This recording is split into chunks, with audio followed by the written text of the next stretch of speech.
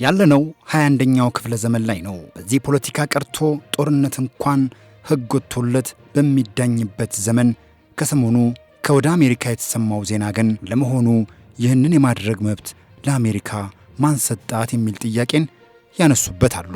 ቀጣዩስ የቬንዙዌላ ዕጣ ፈንታ ምን ሊሆን ይችላል?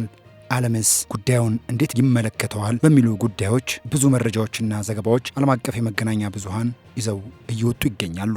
ታዲያ ከሰሞኑ ከወደ አሜሪካ የተሰማው ዜና ለአሜሪካ ይህንን መብትና ስልጣን ማን ሰጣት የሚለውን ጥያቄ ብዙሃኖች ተቀባብለው እያነሱት ሲሆን፣ ሌሎች ደግሞ የለም ይህ ምናልባት በዚህ ዘመን ይሆናል ተብሎ አለመገመቱ እንጂ በተለይ አሜሪካ መሰል ድርጊትን በየጊዜው ስደጋግመው ኖራለች ይላሉ። ለአብነትም ሲባሉ ከሳዳም ሁሴን ኮሎኔል ሙአመር ጋዳፊ ይጀምሩና ሌሎችም መሪዎች ይኸው በአሜሪካ የጸጥታ ተቋማት በተመራ ሴራ ወንበራቸው ተፈንቅሏልም ይላሉ።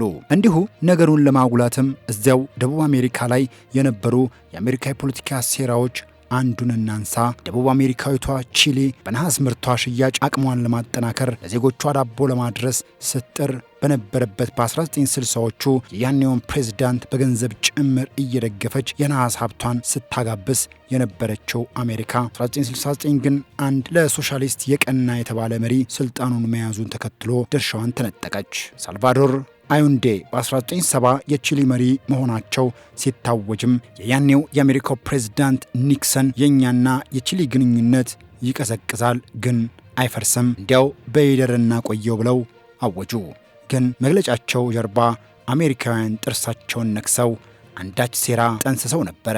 ሶሻሊስቱ ጓድ አዩንዴ ሀገራቸው ከነሐስ ባለፈ በግብርናና ኢንዱስትሪን ለማንደርደር ሲተጉ ሲአይኤ በገንዘብም በሐሳብም የገነባው የወንበር መነቅነቅ ገጠማቸው። በእርሳቸው ቦታም አንድ ቁመተ መለሎ ወታደራዊ አዛዥ መሪ ነኝ ብለው ስልጣን ያዙ።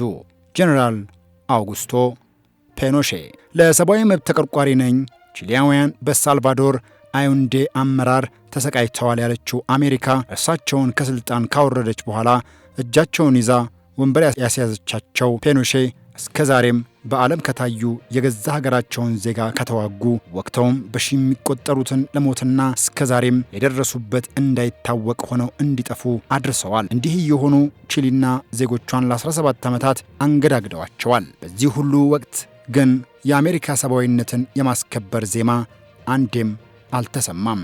ደግሞ ወዲህ ሌላ ሰውን እናስታውስ።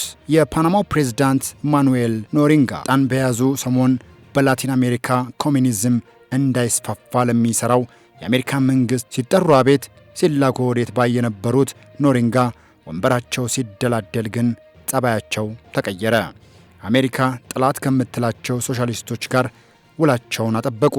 ይህ ድርጊታቸው የያኔውን የአሜሪካ ፕሬዝዳንት ጆርጅ ኤች.ደብሊው ቡሽ ትልቁ ቡሽ ማለቴ ነው አስቆጣቸው። እናም የአሜሪካውያንና ግዛቴ የምትለውን የፓናማ ቦይን ሰላም ደህንነት ማስጠበቅ የአደንዛዥ እጽ ዝውውርን በሚል ሰበብ በ1989 ወርሃ ታኅሳስ 27000 የሚጠጉ የአሜሪካ ወታደሮችን ወደ ፓናማ አዘመቱ። ዘማቾቹም ወታደሮች ፕሬዝዳንት ኖሪንጋ የተሸሸጉበትን የቫቲካን ኤምባሲ ላይ መሳሪያ የመተኮስ ዲፕሎማሲያዊ ስህተት ከመፈጸም ይልቅ በኤምባሲው ዙሪያ በሚደበላለቅ ድምፅ ቀንከሌት የማይቋረጥ የሮክ ሙዚቃ ከፍተው ከተማዋን ረበሹት። ስነልቦናቸው ላይ ጫና ያደረባቸው ፕሬዝዳንት ማኑኤል ኖሪንጋ እጃቸውን ሰጡ። የአሜሪካ ወታደሮችም እጃቸውን በሰንሰለት ጠፍረው ወደ ማያሚ ወሰዷቸው። በዝውውርና በገንዘብ ማጭበርበር ጥፋተኛ የተባሉት ኖሪንጋ ዝብጥያ ወርደው በአሜሪካ ፈረንሳይና ፓናማ እስር ቤቶች ሲማቅቁ ቆይተው የነጻነት ፀሐይ ሳይሞቁ ለአውሮፓውያን አቆጣጠር 2017 ሕይወታቸው አልፈዋል። ዛሬ ከ36 ዓመታት በኋላ የቬንዙዌላውን ኒኮላስ ማዱሮ ተመሳሳይ ዕድል ፈንታ ገጠማቸው።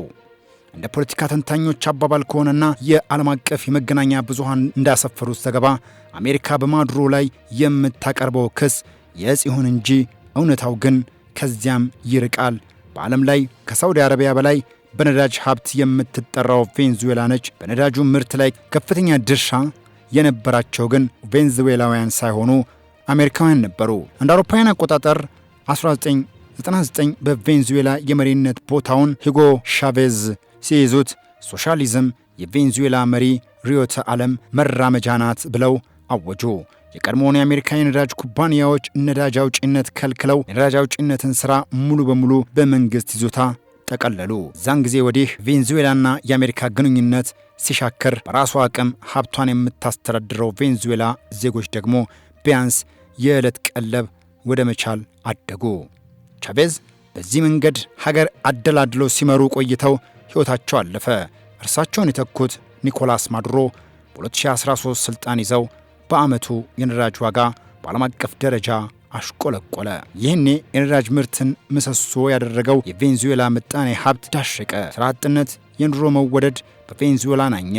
ይህ በእንዲህ እንዳለ ነው እንግዲህ አጼ ዶናልድ ትራምፕ ለሁለተኛ ዙር አመራር ወደ ነጩ ቤተ መንግሥት የተመለሱባቸው። ይህ ደግሞ ቢያንስ ዛሬ ላይ ቆመን ስናስበው ለማዱሮ ሰኔና ሰኞ ገጠመ ለማለትም እንችላለን። ማዱሮ ከኮሎምቢያ አማጽያን ጋር በመተባበር አደንዛዥ እጽ ወደ አሜሪካ ያስገባሉ፣ የቀጠናውን ሽብርተኞች ይረዳሉ የሚል ክስ አንጠልጥለው ያነሱት ፕሬዝዳንት ትራምፕ በማዱሮና ቬንዙዌላ ላይ ማዕቀብ ማስፈራሪያን ሁሉ ደረደሩ።